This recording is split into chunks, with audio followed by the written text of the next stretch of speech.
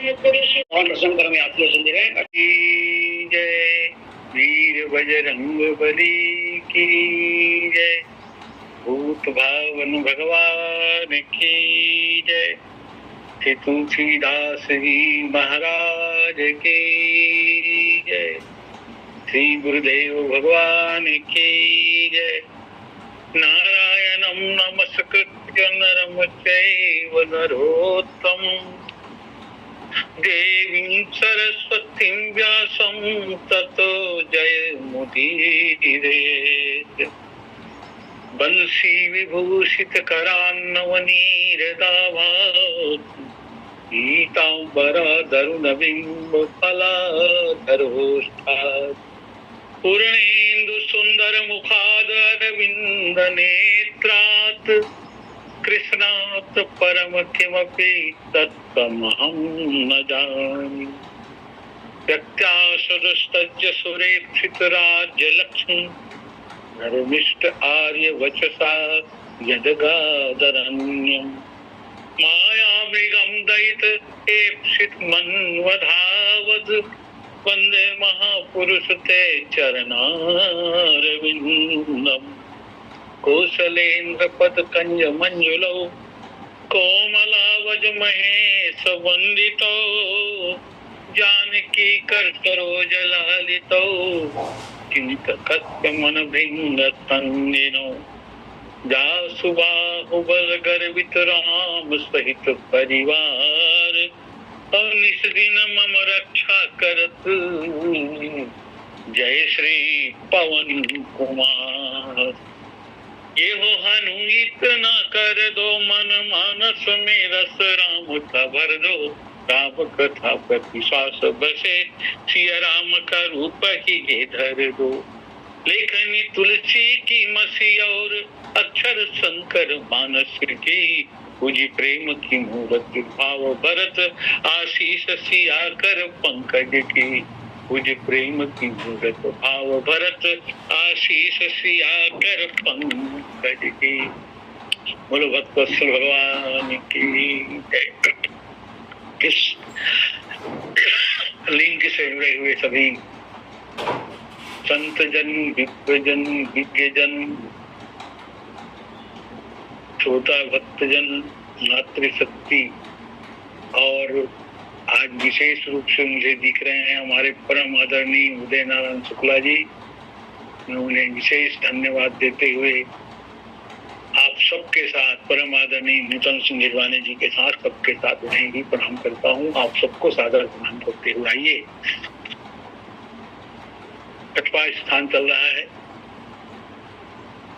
वाल्मीकि जी ने भगवान को 14 प्रकार के साधनों की चर्चा की, 14 प्रकार के भक्ति की चर्चा की। भगवान को कहा जिनका हृदय ऐसा हो, जिनका आचरण ऐसा हो, जो इस प्रकार जीवन जीते हों, उनके हृदय में आप रहें। ये विशेष स्थान इसलिए है कि अभी तक ये कहा गया कि हम अपने हृदय को कैसे बनाएं ताकि भगवान आए, लेकिन इस छठवें प्रसंग में छठवें स्थान में कहा गया कि हम अपने हृदय से क्या क्या निकालें ताकि भगवान आए।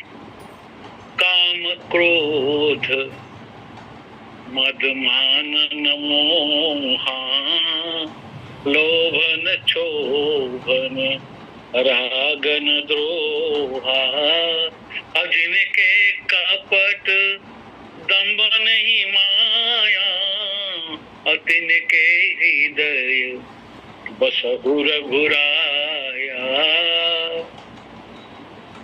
जिनके हृदय में काम क्रोध मद मान मोह लोभ क्षोभ राग द्रोह कपट दंभ माया ये ना हो, उसके हृदय में प्रभु आप निवास करें। पर ये विकार ऐसे विकार हैं प्रायः सबके हृदय में पाए जाते हैं। अविकारी कोई नहीं है, एक ईश्वर के सिद्ध है। ईश्वर ही अविकारी है, बाकी सब में विकार है। पर इसका निवारण कहीं न कहीं किसी न किसी रूप में सांकेतिक है। और ये सब बीमारी अगर हम किसी एक में देखना चाहें तो वो प्रताप भानु में देखा जा सकता है। इसके पहले हम लोग मद की चर्चा कर रहे थे। अब मद की चर्चा करते हुए हम लोग दक्ष की चर्चा कर रहे थे। दक्ष यद्यपि विद्वान है, कई गुण हैं उसमें, लेकिन पद के मद में आकर के महाकाल को ही उसने चुनौती दी। भगवान शंकर को अपना दामाद समझा, पर वास्तव में भगवान शंकर हैं महाकाल। और भगवान शंकर को हम लोग जो आरोप लगाते हैं, उन्होंने दक्ष के यज्ञ को भंग कर दिया। वास्तव में दक्ष के अपूर्ण यज्ञ को भगवान शंकर ने पूर्ण किया। यज्ञ में किसकी आहुति होती है? बोले ममता की और अहमता की।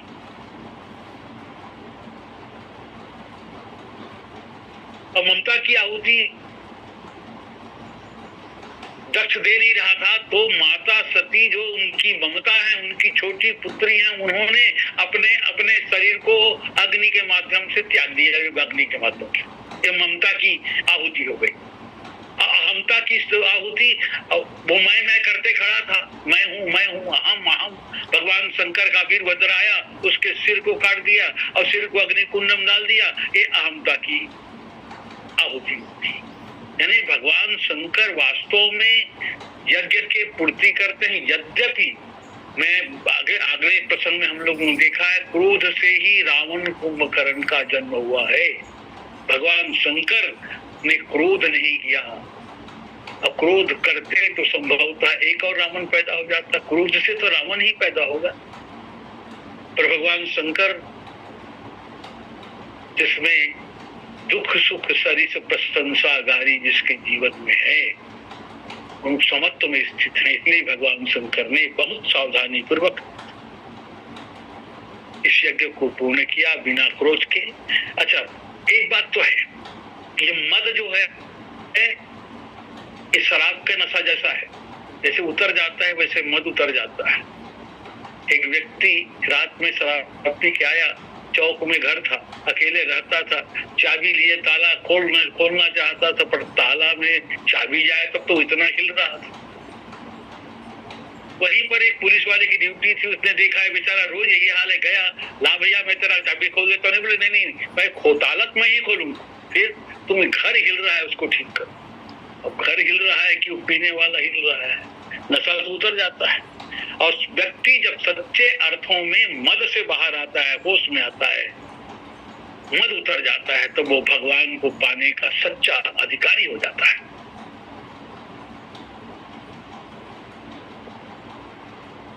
वास्तव में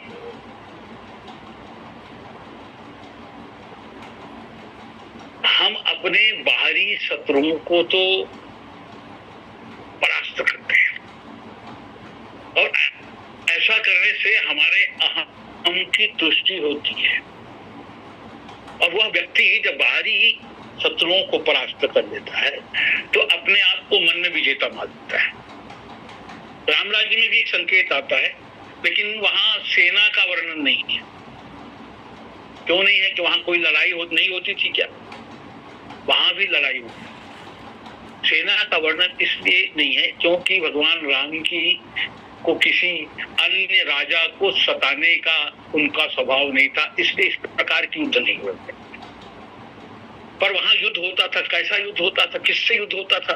बहुत अच्छा संकेत यही रामचरितमानस में, दंड जतिन कर भेद जम नर्तक नृत्य समाज जीतहु मन मन ही सुनिय अस रामचंद्र के राज। प्रत्येक व्यक्ति अपने मन को जीतता था, यानी लड़ाई होती थी मन से। हम बाहर के शत्रुओं को परास्त करते हैं और भीतर के शत्रुओं के साथ आत्मसमर्पण कर देते हैं। भीतर के बहुत बड़े शत्रु है ना, काम क्रोध मद मान लोभ मोह, यही तो हमारे शत्रु हैं। इनके सामने हम आत्मसमर्पण कर देते हैं, इनके सामने हमारा कुछ नहीं चलता।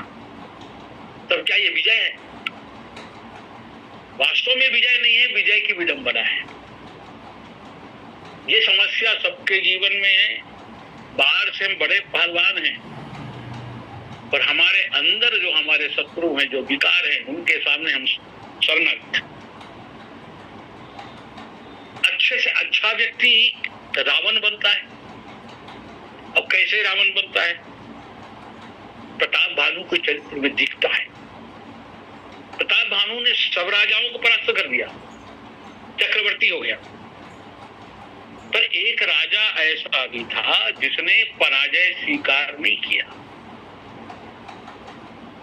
प्रताप भानु को मिला भी नहीं, वो राज्य को छोड़ दिया, राज्य को छोड़ करके चल दिया। प्रताप भानु का दीनता स्वीकार नहीं किया।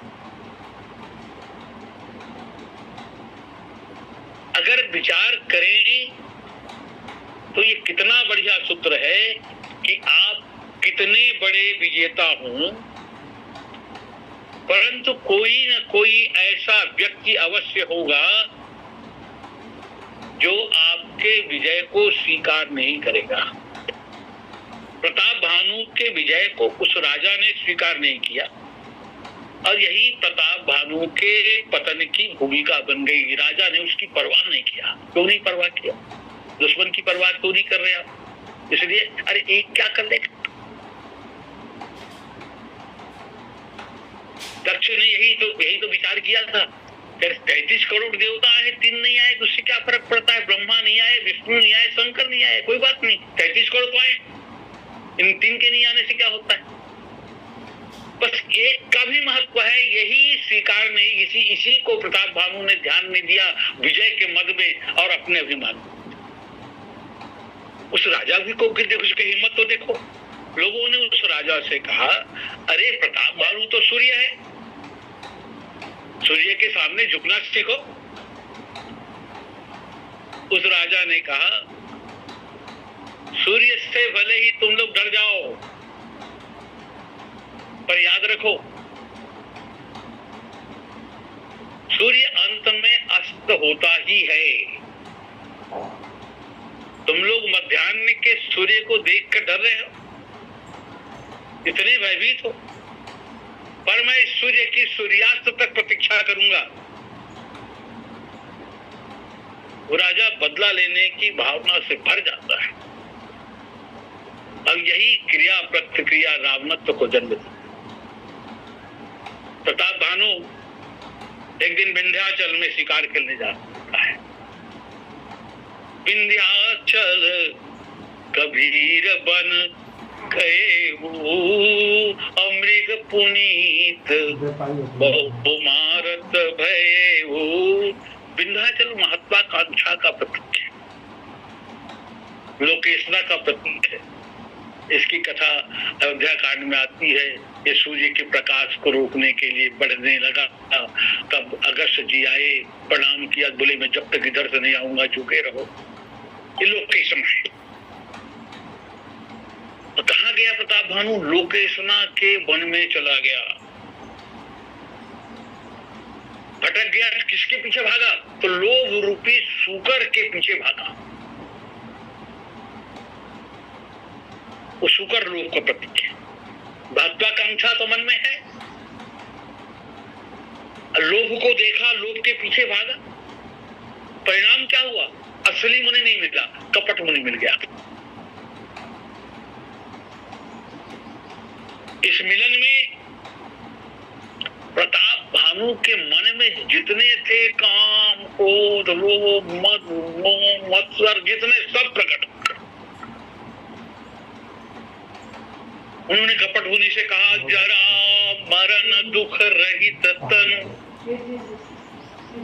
असमर जितै जनि को, एक छत्र रिपुहीन मही राज कल्प सत हो। यानी प्रताप भानु के अंदर कामनाएं ही कामनाएं, एक नहीं अनंत। काम क्रोध लोग तीनों को प्रमुख माने जाते हैं, प्रमुख विकार माने जाते हैं। काम और लोभ तो प्रताप भानु के जीवन में आया, पर लोभ किसके, क्रोध किसके हिस्से में चला गया? दूसरों के हिस्से में चला गया। वर्णन आता है कि कपट मुनि के द्वारा प्रताप भानु को यह पाठ पढ़ाया गया कि तुम ब्राह्मणों को भोजन कराओ, वो तुम्हारी समस्त कामनाओं की पूर्ति करेंगे। तुम्हारा राजा ऐसे कैसे हो सकता है? होगा ना। हम अभिमंत्रित भोजन परोसेंगे, चिंता मत करो। हम भोजन को अभिमंत्रित कर देंगे, भोजन हम बनाएंगे, अभिमंत्रित कर देंगे। जो ब्राह्मण खाएगा वो तुम्हारे बस में हो जाएंगे, बस तुम्हारी जय जयकार करेंगे, तुम अमर हो जाओगे। वो तुम्हें ऐसा आशीर्वाद देंगे, अजर अमर हो जाओ। देखो प्रताप भानु कपट दम्भ माया के चक्कर में फंस गए। एक तो स्वयं शुरू में कपट स्वयं किया, अपने आप का परिचय दिया मंत्री के रूप, तो कपटी को तो कपटी ही मिलेगा। दम्भी मिल गया, मायावी काल केतु मिल गया, इनके चक्कर में पड़ गया। ब्राह्मणों को भोजन के लिए निमंत्रित कर दिया। उधर रसोई में कपट मुनि के साथी काल केतु ने भोजन में ब्राह्मण मांस सम्मिलित कर भोजन परोस दिया गया। ब्राह्मण सब भोजन के लिए बैठे, परोसा गया। तब आकाशवाणी हुई, भगवान ने ब्राह्मणों को सावधान करते हुए कहा, विप्रबिंद पूछी पूछी गृह जाओ, है बड़ी हानि अन्न जनि खाओ। देखो जितना कहा गया है उतना ही अगर करते ब्राह्मण देवता तो कोई झंझट ही नहीं। उन्हें जितना ही कहा गया था कि आप लोग अपने अपने घरों को चले जाइए, इस अन्न को खाने में बड़ा दोष है। गोस्वामी जी यहाँ सूत्र देते हैं, काम और लोभ, तो प्रताप भानु काम का मतलब कामनाएं, अनंत कामनाएं, अजर अमर होने की काम प्रताप भानु के जीवन में तो था। पर रावणत्व का जन्म अभी हुआ नहीं है। अगर आकाशवाणी के आदेशों को ब्राह्मण देवता लोग ठीक ठीक मान लिए होते तो रावण का जन्म नहीं होता, कुंभकर्ण का जन्म नहीं होता। क्योंकि आकाशवाणी ने यही कहा कि अपने अपने घर को लौट जाइए, भोजन का त्याग कर दीजिए, अपने अपने घर को लौट जाइए। अब ब्राह्मणों ने एक्स्ट्रा दिमाग लगाया, वाह ऐसे कैसे लौट जाए, इसलिए तो हमारा पूरा धर्म ही भ्रष्ट करने चाहा है, इसको इसका परिणाम बता देंगे, इससे बदला लेंगे। क्या आ गया? क्रोध आ गया। काम और लोभ का मित्र क्रोध ब्राह्मणों में आ गया। बोले विप्र सकोप तब नहीं कछु किन्न विचार। अरे राजा, तूने इतनी बड़ी मूर्खता का कार्य किया है, इसलिए हम तुम्हें श्राप देते हैं, जाओ परिवार से राक्षस हो जाओ। जाई निशाचर हो तुम मूढ़ सहित परिवार। ब्राह्मणों को क्रोध आ गया। अब आप विचार करके देखिए, ये क्रोध किसको मांगा पड़ा? क्रोध में यह भी विचार होना चाहिए कि जिस पर हम क्रोध कर रहे हैं, सामने वाले पर जो क्रोध कर रहे हैं, उसका परिणाम कौन भोगेगा? क्या ब्राह्मणों ने श्राप देकर उचित न्याय किया? जब ब्राह्मण श्राप देकर जाने लगे तो भगवान की ओर से पुनः आकाशवाणी होती है। उसमें भगवान कहते हैं, तुम लोगों ने विचार, अगर ये रावण प्रताप भानु ने बिना विचार के काम किया तो तुम लोग कौन सा विचार करके काम किए हो? तुम लोग भी तो बिना विचारे श्राप दे रहे। पहले खोज तो लेते इसकी गलती क्या है, पर श्राप दे दिया तुम लोगों ने। विप्रहु श्राप विचार न दिन्हा। अगर राजा ने विचार शून्य होकर के कार्य किया है तो आप लोगों ने कौन से विचार करके काम किया है? क्रोध में आपने इन्हें श्राप दे दिया, और इस श्राप का परिणाम, आपके क्रोध का परिणाम सारे समाज को भोगना पड़ेगा। जब आप किसी को क्रोध में राक्षस बनाएंगे तो ऐसा मत सोचो राक्षस तुम्हें नहीं सताएगा, तुम्हें भी सताएगा। एक व्यक्ति अपने आंगन में बेर का पेड़ लगाया और रोज पानी देता और सोचता क्या था कि तो पोसवा है, इस वक्त मैं रोज पानी देता हूं, मेरा पाला हुआ है, अब इसका कांटा मुझे क्यों गड़ेगा? तो भाई जब कांटा आंगन में गिरेगा तो तुमको नहीं गड़ेगा, पड़ोसी गड़ेगा, गड़ेगा तो तुम्ही को, क्योंकि तुम्हारे आंगन में है। तो सही बात है, राक्षस बना दिए तो राक्षस सताएगा ही। इसलिए कहा गया कि क्रोध में भी किसी को अच्छा ही बनाइए। भगवान राम की पत्नी का रावण ने हरण कर दिया तो भगवान को क्रोध नहीं आया होगा, पर भगवान श्री राम ने क्रोध का बदला क्रोध से नहीं शील से दिया। क्या शील? कि रावण को अपने में मिला दिया। तासु तेज समान प्रभुवाद। अगर राम जी क्रोध में होते तो कहीं और भेज, क्रिया की प्रतिक्रिया होती रहे, फिर उसका जन्म होता, लंबी चौड़ी प्रक्रिया होती। वैसे जीव का ये स्वाभाविक लक्षण है, रामचरितमानस में बताया गया है जीव का स्वाभाविक लक्षण क्या है। हर्ष विषाद ज्ञान अज्ञान अजीव धर्म अहमिति अभिमान। हर्ष विषाद अभिमान यही जीव का लक्षण है। ये तीनों है तभी वो जीव है। अब गहराई से विचार करें, क्या इस अभिमान का विनाश संभव है? क्या किसी व्यक्ति के बस की बात है?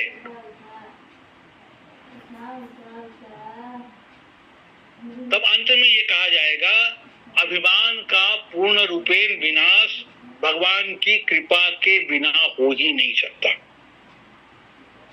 वैसे रामचरितमानस में अभिमान की विशद व्याख्या है।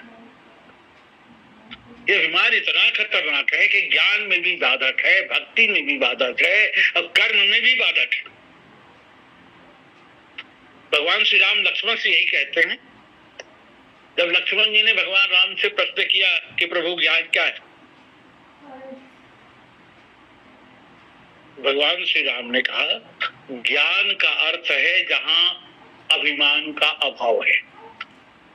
ज्ञान और अभिमान एक साथ नहीं रह सकते। या तो ज्ञान रहेगा वहां अभिमान नहीं रहेगा, जहां अभिमान रहेगा वहां ज्ञान नहीं रहेगा। जैसे राम और काम एक साथ नहीं रह सकते, वैसे ज्ञान और अभिमान एक साथ नहीं रह सकते। गोस्वामी जी यही कहते हैं ज्ञान मान जन एक नहीं। अच्छा, अभिमान का अभिप्राय क्या है? अभिमान को किस रूप में समझे? तो अपने आप को कुछ मान लेना ही अभिमान है। चाहे वो जाति के नाते से हो, चाहे परिवार के नाते से हो, चाहे किसी गुण के नाते से हो तथा पद के नाते से हो। इस प्रकार व्यक्ति जब अपने आप को कुछ मान लेता है, कुछ, जैसे मान लिया कि मैं ब्राह्मण, जैसे मान लिया कि मैं प्रवचनकार, ये माना हुआ है ना। तो जहां मैंने ये माना कि मैं प्रवचनकार हूं, मैं ब्राह्मण हूं, तो मेरा घेरा सीमित हो जाएगा, मेरा परिचय सीमित हो जाएगा, मेरी पहुंच सीमित हो जाएगा। अच्छा, अभिमान क्यों करता है व्यक्ति? तो अपने आप को बड़ा बनाने के लिए, अपने आप को बड़ा सिद्ध करने के लिए अभिमान करता है। किंतु अभिमान करने वाला व्यक्ति कभी बड़ा होता ही नहीं, छोटा हो जाता है। छोटा हो जाता है, पद से उतर जाता है। कैसे उतर जाता है? देखो, जब सब कुछ तत्वतः ब्रह्म ही है, देख ब्रह्म समान सब है, जितने दिखते हैं सब ब्रह्म है। अच्छा, ब्रह्म से बड़ा कुछ भी नहीं है। जब सब ब्रह्म है तो हम भी ब्रह्म हैं। ऐसी स्थिति में जीव यदि अपने अभिमान के लिए कुछ बन जाए, ये कुछ आगंतुक है ना, इसका अर्थ है कि बड़ा बनने की चर्चा में अपने आप को छोटा बना दिया। ब्रह्म तो ब्रह्म ही है, ब्रह्म का अंश है, और जब कुछ बना, अभिमान आ गया तो छोटा हो गया। इसलिए भगवान अभिमान की परिभाषा करते हुए भगवान श्री राम कहते हैं कि ज्ञान का अर्थ है जहां कोई भी अभिमान शेष नहीं है, एकमात्र ब्रह्म की अनुभूति हो रही है, यही शुद्ध ज्ञान है। तथा यही ज्ञान अभिमान से शून्य। जहां मैं हटा तो अभिमान शून्य हुआ। ज्ञान में बाधक, आप देखो भक्ति में कैसे बाधक है, ये अभिमान भक्ति में भी बाधक है। भक्ति मार्ग की सबसे बड़ी बाधा है अभिमान। रामचरितमानस में कहा गया है, भगवान श्री राम को जो वस्तु कभी प्रिय नहीं है वह अभिमान है। भगवान को सब अच्छा लगता है, लेकिन अभिमान अच्छा नहीं लगता, और खास करके अपने भक्तों का। एक बात नहीं मोहि सुहाना, जो कछु कहे वो सहित अभिमाना। दूसरा, गुमान गोविंद ही भावत नाही, गुमान यानी अभिमान। इसलिए भगवान जब अपने भक्तों के अभिमान को देखते हैं तो कठोर बनने में जरा भी विलंब नहीं करते, देरी नहीं करते। अच्छा, भक्त के अभिमान को दूर करने के लिए भगवान कठोरता का आवरण स्वीकार कर लेते, इतने कठोर हो जाते, इतने कोमल हैं भगवान, लेकिन इतने कठोर हो जाते हैं उस अभिमान को नष्ट करने के लिए, क्योंकि अभिमान भगवान के सिवा दूसरा कोई नष्ट कर ही नहीं सकता। रामायण में बहुत अच्छी बात कही गई, संस्कृति मूल शूल प्रदनाना, सकल शोक दायक अभिमान, ताते करही कृपा निधि दूरी, और सेवक पर ममता अति पूरी। भगवान की ममता सेवक पर कम नहीं होती, लेकिन अभिमान के लिए कठोर, इतनी अधिक कठोर हो जाती। और भगवान जब करुणा करते हैं तभी भक्त के जीवन में आए हुए अभिमान को नष्ट कर देते हैं, क्योंकि अभिमान का परित्याग ही भक्ति है। अभिमान का परित्याग ही ज्ञान है, अभिमान का परित्याग ही भक्ति है। अब देखें, अभिमान का परित्याग ही कर्म है। कर्म योग में अभिमान सबसे बड़ा बाधक है। गीता तथा रामायण में समान रूप से संकेत किया गया है, व्यक्ति कर्म में कर्तृत्वाभिमान जो रखता है कि मैं किया, कि मैं बना जो है, यही कर्म के मार्ग का सबसे बड़ा अवरोध है। अगर वो मैं को छोड़ दे, करता मैं नहीं हूं, करता आप है, ऐसा जब समझ ले तो समझ लीजिए कर्म मार्ग में कोई बाधा नहीं। भगवान कृष्ण से जब किसी ने पूछा, कर्म करते हुए व्यक्ति को कर्म के परिणाम से मुक्ति कब मिलेगी,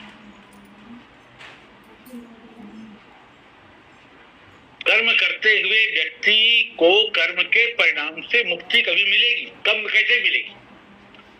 तो गीता में कहा गया है, यस्य नाहं कृतो भावो बुद्धिर यस्य न लिप्यते सत्वापि स इमान् लोकान्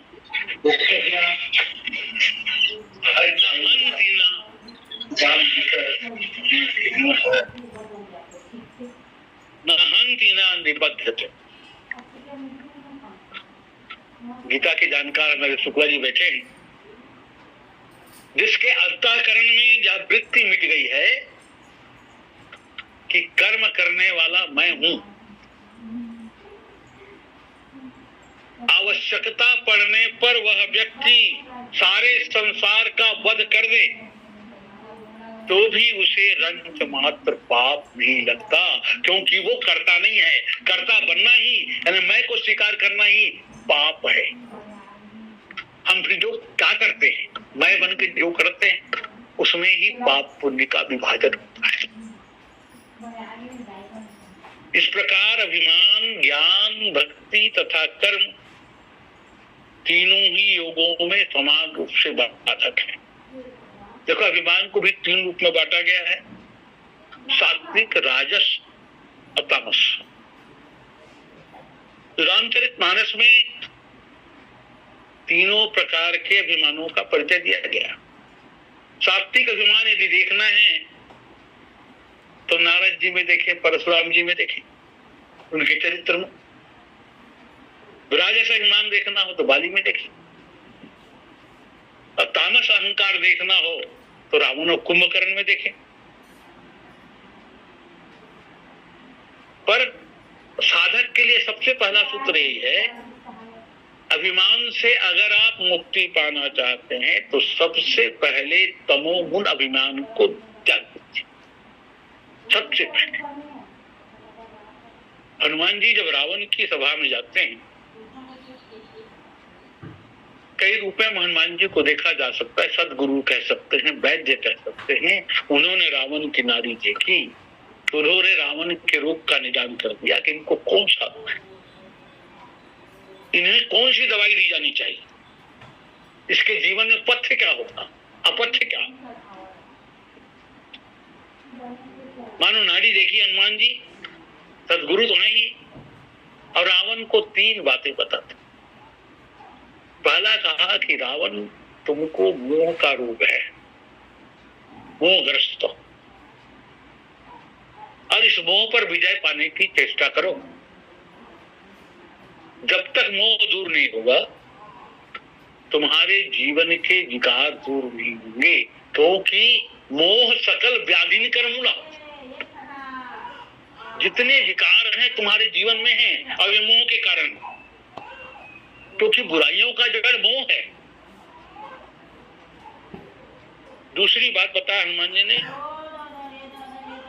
इस रोग का पथ्य है अभिमान को त्यागो। ये पथ्य है, अभिमान को त्याग दो। अभिमान को त्यागोगे तो धीरे धीरे मोह भागेगा।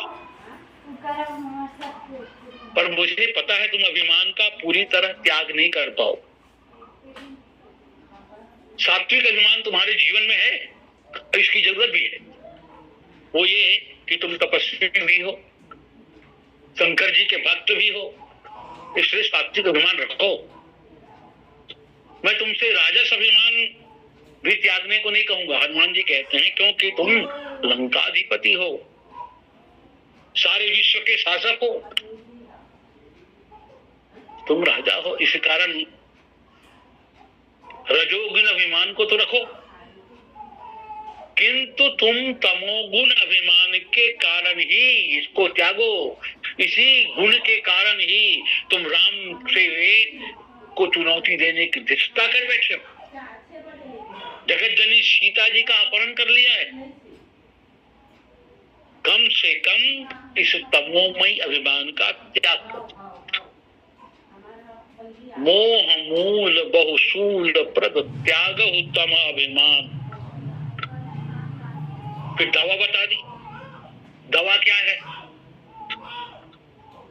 एक ही दवा है, समस्त विकारों के लिए एक ही दवा है।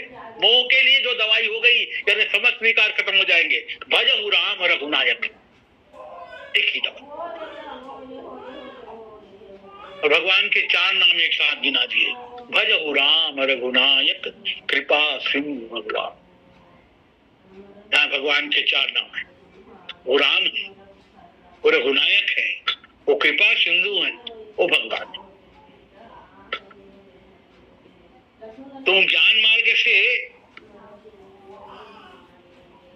स्मरण करना चाहो,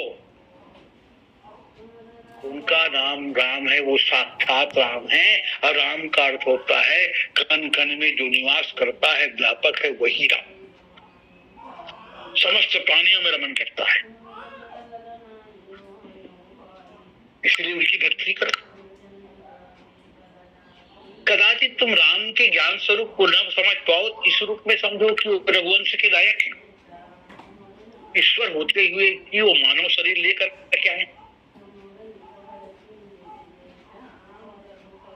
इन्हें भक्ति के मार्ग से पा सकते हो। यदि तुम कर्म के मार्ग से भजन करना चाहो तो साक्षात भगवान है, समस्त ऐश्वर्य देने में समर्थ हैं, वो सब कुछ कर सकते हैं। अगर तुमको तुम्हारे पापों से डर लग रहा हो तो बेफिक्र रहो, मैं तुमको एक चीज बता देता हूँ, वो कृपा से।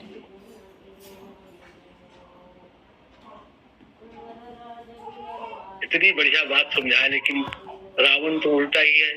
वैद्य को ही कह दिया तुम्हारी आयु समाप्त, मृत्यु निकट आई खल तो ही।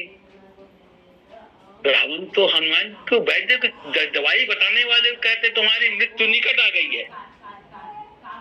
तो कुल मिलाकर यही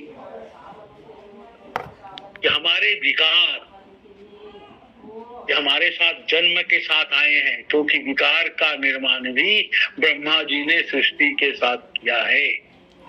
अब इन विकारों से बचने